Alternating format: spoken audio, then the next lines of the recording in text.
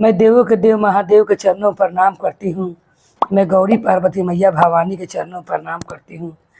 मैं कार्तिक गणेश दोनों भैया के चरणों पर प्रणाम करती हूँ। मैं सभी देवी दुर्गा के चरणों पर प्रणाम करती हूँ। जितने गुरु भाई बहन लोग उनको मैं प्रणाम करती हूँ और महादेव से ही दया मांगती हूँ कि हे महादेव आप सब पर दया कीजिए, आप पल पल दया कीजिए। हे महादेव।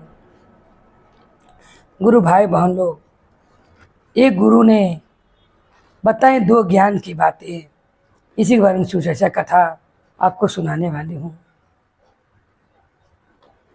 एक गुरु जी थे जो गंगा किनारे वो जोर जोर से बैठकर आवाज़ लगाते थे कि कोई मेरे पास आओ और मेरे ज्ञान के दो बातें सुन लो। जो चाहोगे जिंदगी में वो पाओगे, तुम्हें जो चाहेगा वो मिलेगा। मगर उनकी बातें कोई भी सीरियस नहीं लेता और कोई उनके पास नहीं जाता। जो भी उस रास्ते से गुजरते सब कहते कि पागल है, एक ही बात रोज रोज चिल्लाता है और कहता है कि मेरी दो ज्ञान की बातें सुन लो। जो जिंदगी में चाहोगे वो पाओगे। ऐसा कहकर कोई भी यात्री वो गंगा किनारे उस गुरु जी की आवाज़ सुनकर उनके पास नहीं जाता। मगर एक दिन उधर से ही एक व्यक्ति गुजरते रहता है। वो व्यक्ति बहुत दूर से ही गुरु की आवाज़ को सुनते रहता है कि आखिर कौन सा क्या ये गुरु जी कह रहे हैं और इतना ज़ोर ज़ोर से क्यों आवाज़ लगा रहे हैं। वो दूर से ही सुनते रहता है कि ज़िंदगी में जो चाहोगे वो पाओगे, मेरे दो ज्ञान की बातें तुम सुन लो। वही बात सुनकर जहाँ पर गुरु जी गंगा जी के किनारे रहते हैं वहाँ पर पहुँच जाता है और कहता है कि आप तो ज़ोर ज़ोर से कह रहे थे कि जो चाहोगे वो पाओगे, तो मैं एक बहुत बड़ा हीरा का व्यापारी बनना चाहता हूँ। आप मुझे क्या वो बना दोगे जो आप ज़ोर ज़ोर से आवाज़ लगा रहे हैं और कह रहे हैं। आपकी यही बातें सुनकर कि जो चाहोगे वो ज़िंदगी में पाओगे, यही बात सुनकर मैंने आपके पास आया हूँ। गुरु जी कहते हैं तुम पहले प्रेम पूर्वक मेरे पास बैठ जाओ, तब मैं तुम्हें क्या तुम पाओगे और क्या तुम खोगे मैं उसके बारे में तुम्हें बताता हूँ। वो व्यक्ति इतना बेचैन रहता है, कहता है कि मुझे और कोई बात सुनने के लिए टाइम नहीं है।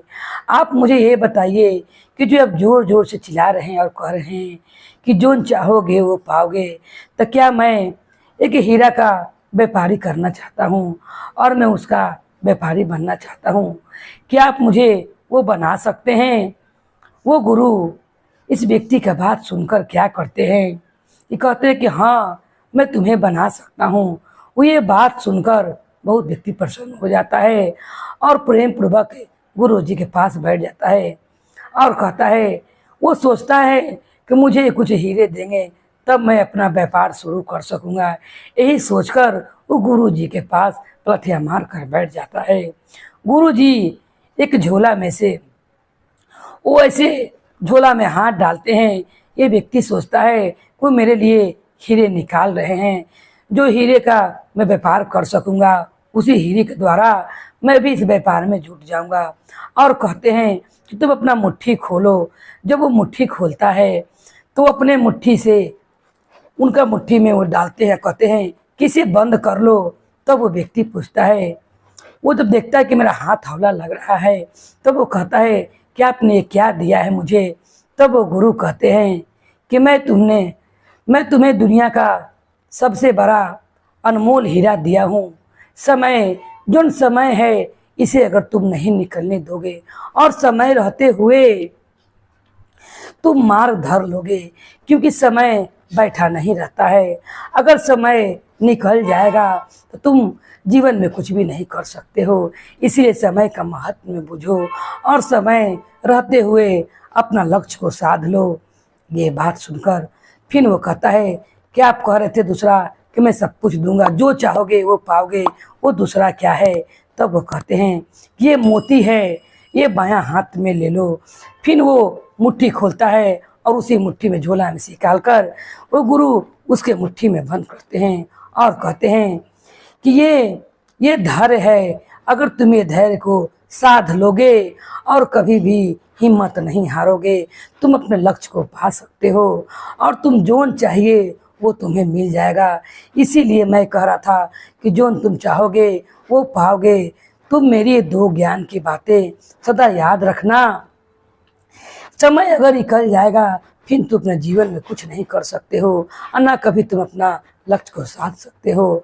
और धैर्य सबसे बड़ा धैर्य है जो मैंने तुम्हें मोती के समान है इस हाथ में दिया है। कभी भी अपने धैर्य को हारने नहीं देना और अपने आप पर विश्वास रखना, तब तुम्हारा सब लाख दम पूरा हो जाएगा और तुम्हें जो चाहते हो वो भी हो जाएगा और तुम एक बड़े हीरे के व्यापारी बन जाओगे। ये बात सुनकर व्यक्ति को ज्ञान हो जाता है और यही सोचकर वो निकल जाता है। वहाँ से गुरु को प्रणाम कर कर दोनों ज्ञान की बातें पाकर वहाँ से उठकर जाता है और जाकर वो कि सबसे बड़ा समय है। अगर समय रहते हुए गुरु भाई बहन लोग कुछ आदमी ना कर पावे तो समय तो बैठल नहीं रहता है और जब समय निकल जाएगा तो फिर कोई ऐसा काम है जो नहीं हो सकता है। आदमी वहीं को वहीं रह जाएगा मगर समय तो बैठा नहीं रहेगा। इसीलिए वो व्यक्ति क्या करता है कि उसी दो ज्ञान की बातें से एक छोटा मोटा वो हीरे वाला व्यापारी के संग मिलकर अपना व्यापार शुरू करता है। उनके यहाँ जाकर उनके संग काम करने लगता है और उसी से एक दिन बड़ा हीरे का व्यापारी बन जाता है। और तब गुरु को बात को याद करते हुए कहता है कि गुरु ने जो मुझे दो ज्ञान के बातें दी थी और जो उन्होंने मुझे धैर्य रखने के लिए कहा था कि धैर्य नहीं खोना, मैंने वो धैर्य के साथ अपना काम को आगे बढ़ाया और मैंने कभी भी धैर्य को हारने नहीं दिया और वो एक बड़ा व्यापारी बन जाता है।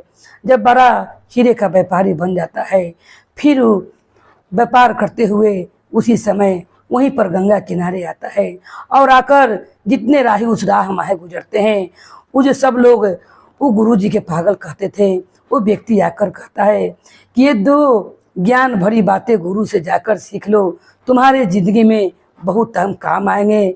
जो तुम लोग यहाँ पर रहकर अपने गुरु का ज्ञान नहीं पा सके। मैं एक दूसरा गांव का व्यक्ति इस राह से जा रहा था तो मैंने गुरु का आवाज़ सुनकर कि वो जिसने जैसे कहते थे कि जो चाहोगे वो पाओगे, मैंने उनके पास गया और जो मैं चाहता था वो मुझे मिल भी गया। तुम लोग जो कहते हो कि वो पागल हैं, वो पागल नहीं हैं। उनका ज्ञान जो दोनों अर्जित कर लेगा वो जीवन में जो चाहेगा वो पा लेगा और अपने जीवन की बात बताते हैं।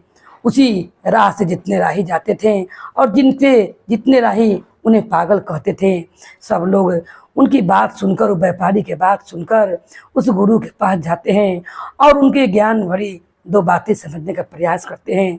और जितने लोग वो गुरु के जो दो ज्ञान भरी बातें पर ध्यान देते हैं और उनका लक्ष्य को साधते हैं वो जिंदगी में कामयाब हो जाते हैं।